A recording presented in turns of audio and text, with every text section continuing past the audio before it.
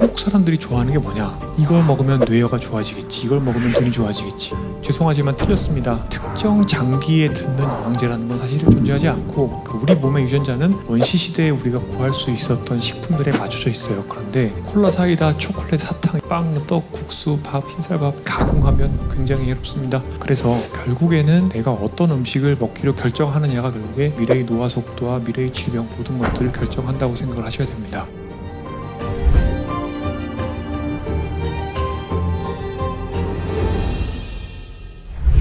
정말 많은 분들이 오셨네요. 여기까지 와주셔서 정말 감사합니다. 제가 참 여러 가지 대중 활동들을 시도하고 있는데 많은 사람들을 만나서 결국에 그분들이 가장 궁금해하는 게 뭔지 듣다 보면 뭐 먹으면 되는지 찍어달라거든요. 그래서 오늘은 어떻게 먹어야 되는지에 대해서 그동안 공부했던 것들 중심으로 말씀을 드리려고 하고요. 우리가 흔히 생각하는 게 사람의 기능이라는 게 보통 태어날 때는 뭐 별로 없습니다. 그러다가 성장과 발달을 하다가 한 30대 중반 정도가 되면 피크를 치고 그때부터 1년에 1% 정도씩 기능이 떨어진다라고 생각을 하죠. 그게 정속노화입니다. 복리로 떨어지게 되고요.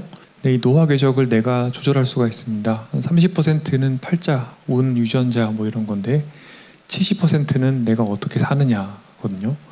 내 모든 생활 습관의 합인데 그것이 나의 노화 속도를 결정을 하게 되고 내가 노화 속도를 굉장히 빠르게 가져가게 되면 2.5배까지도 빨라질 수가 있습니다. 이 그림에 보시면 이 맨 위쪽 그래프는 슈퍼 에이저들의 그래프입니다. 80대가 되어도 30대보다 인지 기능이나 신체 기능이 더 좋을 수 있는 겁니다. 어떻게 하면 되느냐? 첫 번째로 들이게 다이드는 습관을 가져야 됩니다. 생활 습관을 가져야 되고 두 번째로 내재 역량, 그러니까 나의 전반적인 내부의 기능, 신체 기능, 인지 기능, 사회 기능을 개선할 수 있는 습관을 만들어야 됩니다. 그런 노력들을 계속하면 100세 정도까지는 생존하실 걸로 기대가 되는데 그래서 저는 오늘 어떻게 하면 그런 방식으로 삶을 영위하실 수 있는지 특히 그 중에서 어떻게 먹으면 되는지를 위주로 설명을 드리려고 하고 있고요. 제가 건강하게 먹어야 되고 또 혈당 변동성을 덜 만드셔야지 스트레스 덜 받습니다 라고 말씀을 드리는데 반드시 그런 유튜브 댓글에는 정크푸드가 최고다, 밤에는 치맥을 먹어야지 뭐 이런 얘기를 정말 많이 합니다. 제가 그래서 요새는 아예 제가 나온 유튜브에 댓글을 잘 안 봅니다. 그런 분들이 너무 많아서 실제로는 컴포트 푸드, 그러니까 그런 분들이 좋아하는 가속노화 음식을 먹게 되면 혈당 변동성이 커지게 되는데 어떤 일이 벌어지냐면 첫 번째로 내 몸에 들어온 에너지를 근육으로 보내지 않고 뱃살, 그 다음에 지방간, 그 다음에 근육 내에 있는 지방, 마블링이에요. 이 세 군데로 내 몸에 있는 에너지를 싹 다 보내드립니다. 이때 스트레스 호르몬은 장기적으로 근육을 녹여서 그 근육에 있는 아미노산을 분해해서 포도당으로 만들어서 혈당을 올리고 에너지를 써버립니다. 그래서 체형이 바뀌게 되는데 그 체형이 그래서 여기 그림에서 보시는 ET 체형이 되는 겁니다. 이 상황이 되면 배에 있는 뱃살에서는 안 좋은 지방 호르몬을 분비하는데 이따가 나오는데 이 안 좋은 지방 호르몬 때문에 결국에 염증이 내 몸에 오르게 되고 렙틴의 저항성이 생겨서 훨씬 더 많이 먹게 됩니다. 그래서 식탐은 많아지고 스트레스 호르몬 레벨은 증가가 되기 때문에 또 근육은 녹고 살은 찌고 악순환이 됩니다. 그런데 이런 악순환이 어디까지 연결되느냐? 스트레스 호르몬이 일단 많아지게 되면 그것이 내 판단력에도 영향을 줍니다. 내 뇌의 전두엽, 나의 억제 기능 또는 자제력을 담당하는 전두엽의 기능이 떨어지고 반대로 나의 충동과 관련이 있는 편도체 기능이 활성화가 됩니다. 그러면 요즘 말로 하면 도파민 중독입니다. 이 상태로 들어가면 스마트폰도 더 스크롤하게 되고 내가 먹고자 하는 음식은 더 달고 기름지고 맵고 짜고 자극적인 것들로 변하게 됩니다. 술도 더 땡기고 담배도 더 땡깁니다. 결국에는 정크푸드를 먹는 사람들은 건강한 식사를 하는 사람들의 거의 4배 정도로 인지 기능이 빨리 나빠집니다. 그래서 결국에는 나의 생활 습관까지도 망가뜨리기 때문에 내가 어떤 음식을 먹기로 결정하느냐가 결국에 미래의 생활 습관과 미래의 노화 속도와 미래의 질병 모든 것들을 결정한다고 생각을 하셔야 됩니다. 자, 그래서 가속노화 식사라는 건 뭐냐? 노화 빠르게 만드는 식사라는 건 뭐냐? 간단합니다. 단순당이 많은 식사, 설탕, 콜라, 사이다, 초콜릿, 사탕 이런 데 다 많이 들어있고 정제 곡물, 흰색으로 되어 있는 모든 빵, 떡, 국수, 밥, 흰쌀밥, 그 다음에 세 번째 해로운 기름이죠. 시드 오일이라고 이따가 말씀드릴 겁니다. 그 다음에 적색육이죠. 쇠고기, 돼지고기, 양고기 이런 것들 특히 가공하면 굉장히 해롭습니다. 자, 그래서 그럼 가속노화 식사는 왜 최악인가? 우리 몸의 유전자는 원시 시대에 우리가 구할 수 있었던 식품들에 맞춰져 있어요. 그런데 단순당과 정제 곡물은 사실은 너무 빨리 혈당을 많이 올립니다. 그렇게 혈당이 많이 올라가게 되면 과잉의 혈당 부분이 인슐린을 맞고 어디로 가느냐, 제가 고속도로 차선 비율을 들 때가 있어요. 근육으로는 1차선입니다. 그런데 그 고속도로가 확장이 돼봐야 겨우 2차선밖에 안 돼요. 그래서 혈당 스파이크가 생겨도 근육으로는 에너지가 많이 못 들어가요. 그런데 문제는 지방은 평소에는 1차선이다가 특히 복부지방, 지방간, 근내지방 이런 것들은 인슐린이 나오게 되면 8차선까지도 확장이 됩니다. 그렇기 때문에 혈당이 급하게 올랐을 때 인슐린이 분비가 되게 되면 그 에너지들이 근육으로 못 가고 대부분이 다 지방으로 들어가서 지방을 만드는 작용이 일어나게 됩니다. 결국에 지방으로 에너지가 다 쌓이게 되고 그 다음에 혈당은 인슐린을 맞고 떨어지기 때문에 내 몸은 곧바로 다시 배고픔을 느끼게 됩니다. 그래서 가속노화 식사를 하게 되면 당연히 살이 찌고 배가 나오게 되는 건 뭐 당연지사인데, 문제는 우울증도 악화시키고 스트레스 레벨도 높인다는 겁니다. 그래서 실제로 예전에 2000년대 초반에 지속 혈당 감시를 처음 할 수 있게 되었을 때 연구들을 보면 식후에 혈당이 높은 사람들은 그 혈당 높은 상태를 경험할 때 실제로 인지 기능도 나빠져 있고 집중력도 떨어지고 단기 기억력도 떨어져 있고 우울감도 더 많이 호소한다라고 되어 있습니다. 그래서 혈당 변동을 많이 만드는 식사는 굉장히 안 좋은 식사입니다. 안타깝게도 한국 사람들은 당분 섭취가 굉장히 심합니다. WHO는 하루에 50g만 당분 먹으라고 얘기하고 있는데 지금 한국 사람들은 FAO, UN 국제식량농업기구 데이터를 보면 하루에 133g 당분을 먹고 있고 한 3배 정도 먹고 있는 건데, 자 그러면 어떤 게 자연스러운 식사냐 또는 저속노화 식사냐? 한국형 마인드 식사, 즉 서양의 지중해 식사와 대쉬 다이어트의 장점을 혼합을 해서 개발된 식사가 있는데, 이 식사를 한국형으로 가져와서 식사를 하시게 되면 혈당 변동성도 최소화하실 수 있고 치매 걸릴 가능성도 줄일 수 있고 혈압, 당뇨, 고지혈증 예방할 수 있고 장기적으로 노쇠도 예방하실 수 있습니다. 그 다음에 추가로 해주셔야 되는 게 첫 번째로 잠을 잘 자야 됩니다. 잠은 결국에 스트레스 호르몬으로 이어지거든요. 두 번째가 평소에 스트레스 관리하셔야 되고 운동도 잘 해주셔야 됩니다. 이런 것들을 노력하시게 되시면 내 근육의 혈당을 흡수할 수 있는 능력도 좋게 만들 수 있고 혈당 스파이크도 낮추실 수가 있습니다. 자, 그래서 이제 오늘 결국에는 핵심이 되는 게 저속노화 식습관을 어떻게 실천을 하면 되느냐의 내용인데요. 자, 제가 마인드 식사라고 말씀을 드렸는데, 첫 번째 우선 절주를 해야 되겠습니다. 과음은 좋지 않아요. 두 번째 가장 중요한 게 mTOR와 인슐린 IGF-1 다 떨어뜨릴 수 있는 통곡물과 콩, 그 다음에 견과류 이런 것들이 주 칼로리와 단백질 구성 성분이 되게 하는 게 가장 중요합니다. 우리나라 사람들은 그래서 흰쌀밥 대신에 밥을 이따가 제가 말씀드릴 저속노화밥이라고 부르는 콩을 많이 넣은 잡곡밥으로 바꿔주기만 하면 마인드 점수가 15점 만점인데 2점으로 올릴 수가 있습니다. 그 다음에 채소와 과일을 많이 먹고 올리브 오일을 많이 쓰시고 생선과 또 닭은 어느 정도 허용이 되지만 치즈와 붉은 고기는 조금만 드시는 게 좋고요. 튀김과 단순당 정제 곡물은 최소화하는 게 좋습니다. 이 중에 딱 한 가지만 실천하시겠다라고 하면 단순당과 정제 곡물을 빼는 게 가장 기본이 됩니다. 그래서 제가 이제 실제로 어떤 밥을 만들었냐면 요즘에는 SNS에 이제 소문이 나 있습니다. 저속노화 밥이라고. 저는 렌틸콩을 전체 밥의 건조 곡물 중량의 40%를 넣고요. 20%는 귀리, 또 20%는 현미, 백미는 20%만 넣습니다. 이렇게 밥을 짓게 되면 실제적으로 혈당을 올리는 속도가 흰쌀밥 대비 절반으로 떨어집니다. 참고로 근데 65세 이상 지난 분들은 완전히 이렇게 따라 하시는 거 추천하지는 않습니다. 잡곡 비율 줄이시고 흰쌀도 많이 넣으시고, 하지만 콩은 충분히 넣으시는 게 좋고요. 콩은 소화가 잘 되거든요. 꼭 렌틸 쓰실 필요 없습니다. 서리태나 다른 콩 쓰셔도 되는데, 요점은 뭐냐면 일단 콩을 많이 넣어서 첫 번째 밥으로 식물성 단백질 많이 먹자, 두 번째 혈당 굉장히 천천히 오르게 만들자라는 게 제가 생각하는 한국 사람들이 가장 먼저 해볼 수 있는 식사에서의 변화 주는 겁니다.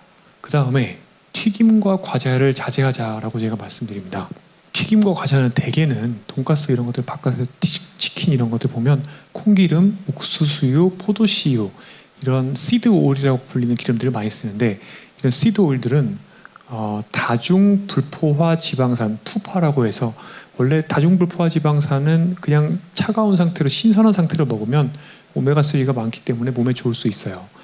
문제는 이런 것들을 튀길 정도의 고온으로 가열하게 되면 이 불포화 지방산의 사슬이 뒤집히면서 사실은 트랜스 지방으로 많이 바뀌게 됩니다. 트랜스 지방이 몸에 들어오게 되면 첫 번째, 당장 내 몸에 염증 만들어요. 두 번째, 당장 내 몸에 인슐린 저항성을 만들어서 똑같은 음식을, 그러니까 똑같은 밥을 곁들인다 하더라도 트랜스 지방과 함께 밥을 먹게 되면 혈당이 더 많이 오르게 됩니다. 그래서 트랜스 지방은 좋지 않고, 그다음 과자는 왜 문제냐? 과자하고 라면은 공통적으로 팜유를 써서 유탕 처리를 합니다. 팜유는 팔미테이트라고 해서 급성으로 인슐린 저항성을 만들 수 있는 특징이 있습니다. 그렇기 때문에 또 몸에 염증을 만들 수 있기 때문에 우리가 슈퍼의 매대에서 구입할 수 있는 대부분의 과자들이 팔미트산을 쓰는 팜유로 만드는 그런 팔미로 튀긴 것들이 되겠는데, 이런 것들은 몸에 좋지 않다를 기억해 주시면 좋겠습니다. 그래서 마인드 식사에서는 거의 튀김은 뭐 일주일에 한 번도 먹지 말아라. 그다음에 과자는 특히 뭐 단 과자 이런 것들은 한 번에 30g까지 허용하는데 일주일에 4번까지만 허용합니다. 그러니까 거의 뭐 먹지 않아야 된다라고 얘기를 하고 있습니다. 자, 액상과당, 특히 이제 그 완전히 우리가 상품화된 형태로 먹게 되는 액체의 뭐 오렌지 주스나 이런 것들은 굉장히 안 좋습니다. 첫 번째, 식욕 조절이 안 됩니다. 두 번째, 기초대사량이 줄어듭니다. 두 가지 악순환이죠. 기초대사량은 주는데, 그러니까 물만 먹어도 살이 찌는 체질이 되는 건데, 하지만 또 식욕은 더 늘어납니다. 그래서 굉장히 많은 식탐에 시달리게 될 수밖에 없습니다. 그래서 액상과당 굉장히 주의하시는 게 좋고, 말씀드린 것처럼 열을 생성할 수 있는 지방, 피하 지방은 좀 건강한 지방입니다. 또 건강한 지방 호르몬을 만들기도 하는데, 복부 지방과 지방간, 그리고 근내 지방, 이 세 가지 지방은 사실은 열도 만들지 못하고 염증 물질을 만들고 안 좋은 지방 호르몬을 만들고 또 나의 식욕을 오히려 증가시키는 경향성이 있기 때문에 좋지가 않습니다. 그래서 액체 형태의 특히 콜라 사이다 이런 것들, 탄수화물 많이 섭취하시게 되면 오히려 이런 안 좋은 지방들이 많이 생길 수가 있습니다. 그래서 이 식단은 어떤 말씀 드리려고 이 식단을 이제 넣어놨냐면, 사실 저속노화 밥, 그러니까 콩 많이 넣은 밥 드시면서 반찬을 원래 한국 사람들이 먹는, 저는 그냥 흔히 대보름 식단이라고도 말씀을 드리는데, 채소 반찬, 나물 반찬 많이 먹고 견과류 많이 먹고 약간의 생선 먹고 굉장히 조금의 고기 먹고, 이렇게 그냥 옛날에 우리 60, 70년대의 집밥 반찬 먹으면서, 다시 말씀드리지만 저속노화밥 드시게 되시면 자연스럽게 마인드 점수를 높일 수 있습니다. 거기다 추가적으로 조금 더 노력한다면 베리류 과일이나 또는 녹색 채소를 좀 더 먹고, 그 다음에 견과류 조금 더 먹고 간식으로, 그 정도 하시게 되면 그게 저속노화 식단이 됩니다. 그래서 우리가 평소에 일상생활에서 먹는 식사를 약간만 바꾸고, 특히 밥만 바꿔도 많은 것들이 도움이 된다는 거고요. 이렇게 저속노화 식사를 하시게 되면 다이어트가 굉장히 쉽게 됩니다. 첫 번째, 혈당 변동성이 적어지기 때문에 단순당과 정제물이 줄어들게 되면 오후 3시 그리고 밤 9시의 가짜 식욕이 없어집니다. 그렇게 되면 자연스럽게 저녁 식사 이후에 다음날 아침까지는 내가 밥을 먹지 않아도 되기 때문에 그 공복 시간 동안 자연스럽게 노화 느리게 만드는 호르몬들이 활성화가 됩니다. 그런 생물학적 기전들, AMPK라고 하는 기전들, 오토파지, 내 몸에 있는 쓰레기 단백질을 태우는 기전이죠. 미토파지, 고장난 미토콘드리아를 태우는 기전, 이런 것들이 활성화가 되고, 그러고 나면은 자연스럽게 가짜 식욕이 좋아지고 내 몸에 염증이 내려가고 붓기가 내려가고 스트레스 호르몬이 내려가면서 아주 자연스럽게 내가 먹는 총 칼로리는 줄어들게 되는 겁니다. 그래서 순서를 반드시 단순당과 정제물부터 줄이고 식사의 퀄리티를 개선한 다음에, 그 다음에 자연스러운 간헐적 단식으로 진입을 하시고, 그 다음에는 전체적으로 내가 먹는 열량을 줄인다. 이 방향으로 가시는 게 실제 올바른 방향이고, 반대 방향으로 하시면 다이어트는 절대 성공할 수가 없습니다. 또 하나, 노년기에는 체중 너무 빼지 마십시오.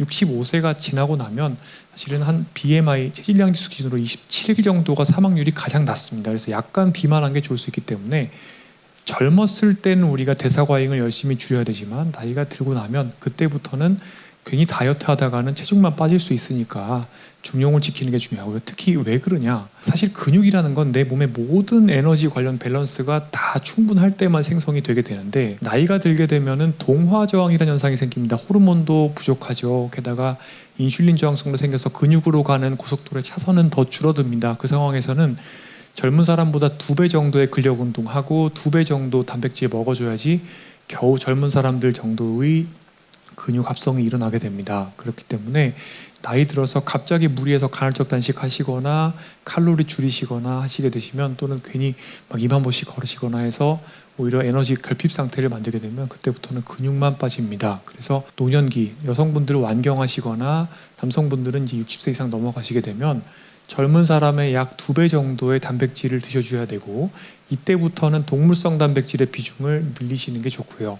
그래서 요즘에 간헐적 단식이 만능이다 하시는 분들 많지만, 문제는 앉아서 일하고 평소에 가속노화 식사하시면서 갑자기 내가 간헐적 단식만 한다라고 하면 대개는 동화 저항이 어느 정도 젊은 분들도 이제는 와 있기 때문에 그 단식 시간 동안에 갑자기 나의 근단백 분해가 맹렬하게 일어날 수 있습니다. 그래서 간헐적 단식을 또 하시려고 하시면 역시나 제가 방금 아까 전에 말씀드렸던 저속노화 식단을 먼저 하시고, 스트레스 관리하시고 수면 관리하시고 근력 운동하시고 유산소 운동 어느 정도 하신 상태에서 간헐적 단식으로 진입하셔야지 근육이 녹는 걸 예방을 하고 또 지방을 태우는 그런 시스템을 만드실 수가 있습니다.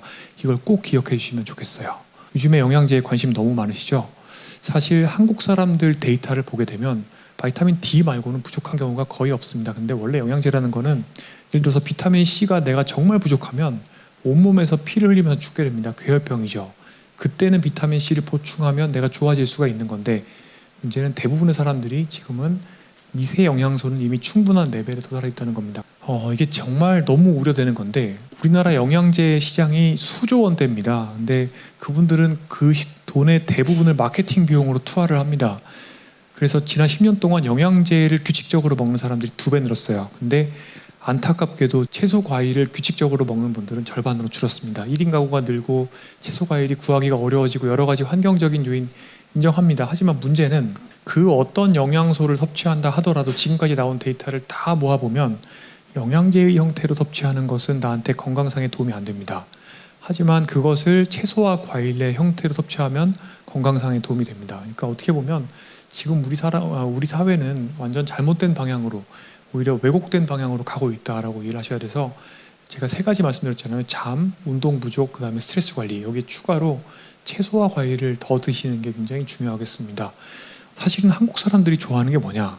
특정 장기에 효과가 있는 영양제에 대한 관심이 많습니다. 이걸 먹으면 뇌가 좋아지겠지, 이걸 먹으면 눈이 좋아지겠지, 이걸 먹으면 관절이.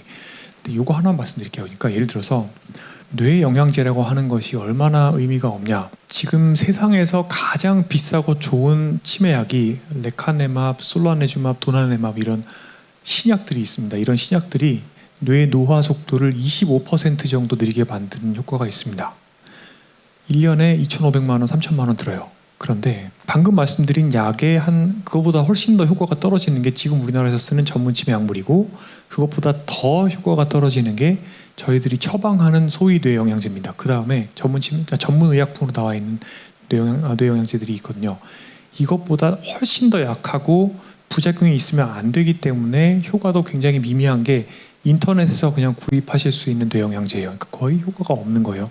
눈 영양제도 마찬가지입니다. 안타깝게도 여러분 루테인 지아잔틴 굉장히 많이 드시지만, 루테인 지아잔틴 오메가3 다 써서 미국에서 4,000명을 6년 동안 추적 관찰했던 연구를 보면 일반인에서는 눈 노화 또는 어떤 노화연관 망막 질환 예방 효과가 없었습니다. 그렇기 때문에 특정 장기에 듣는 영양제라는 건 사실 존재하지 않고, 나의 전반적인 생활 습관이 내 몸 노화 속도를 느리게 만들지만 나의 뇌와 눈 노화 속도도 같이 느리게 만든다. 이렇게 이해를 하시면 되겠습니다. 그래서 이런 여러 가지 요법들 좋다더라 하는 것들, 액기스, 즙, 흑염소 이런 것들 너무 좋아하지 마시고 채소 과일 형태로 드시는 게 좋습니다. 요거 하나만 알려드리겠습니다. 주변 분들 중에 스트레스 풀기 위해서 술 없이는 안 된다 하는 분들이 있습니다.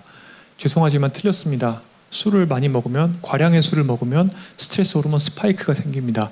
오히려 술은 나의 스트레스 호르몬 레벨을 증가시키는 수단입니다. 그래서 제가 항상 예전에 세바시에서도 보여드렸던 그림인데 항상 말씀드리는 게 뭐냐면, 인간은 도파민을 내가 받아들이는 센서티비티, 그러니까 민감도가 좋아지고 나빠질 수가 있어요. 무슨 얘기냐? 내가 나한테 자극적인 거를 더 많이 집어넣게 되면, 예를 들어서 원래 술 하시던 분이 갑자기 합성마약을 해요. 합성마약을 하면 처음에는 굉장히 기쁩니다. 굉장히 많은 도파민을 즐겨요. 하지만 며칠만 지나게 되면 이제는 그 사람은 합성마약이 다시 원래의 레벨, 이전에 술이 주던 정도의 즐거움을 주게 되고 나머지 일상생활에서 내가 건강하게 살기 위해서 해야 되는 자기 돌봄과 관련된 활동들은 굉장히 낮은 정도의 보상을 주기 때문에 건강한 생활 습관을 가지기가 어렵습니다. 지금 현대인들 그 쇼폼을 계속 하루 종일 보는 사람들은 음악 감상이나 독서를 하기가 굉장히 어려울 겁니다.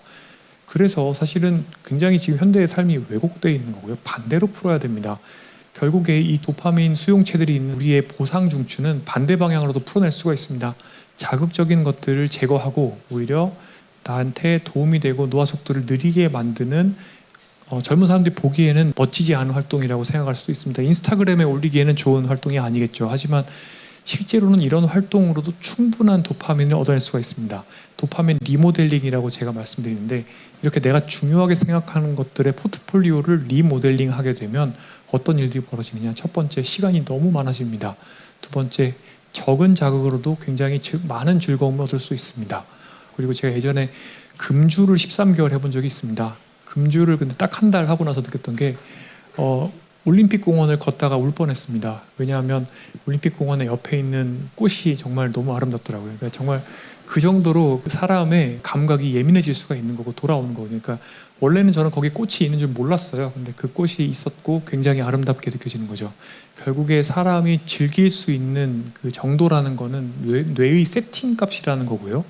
우리가 그 세팅 값이 계속 둔감해지도록 계속 자극을 집어넣으면 결국엔 그 자극의 반대급부 때문에 오히려 화병만 걸리는 거고 반대 방향으로 풀어내게 되면 사실은 뭐 겉보기에는 노잼이지만 나는 굉장히 즐거울 수가 있는 겁니다. 이렇게 되면 시간이 많아지고 이런 식으로 제가 지금 보여드리는 그림처럼 내 삶을 세팅하게 되면 100년, 105년 동안 살면서 전체적으로 7, 80대에는 내가 30대에 경험했던 것보다 더 농밀하고 더 즐겁고 더 내가 많이 즐길 수 있는 삶을 경험할 수 있는 겁니다. 그래서 저는 굵고 길게 사시라고 말씀을 드립니다.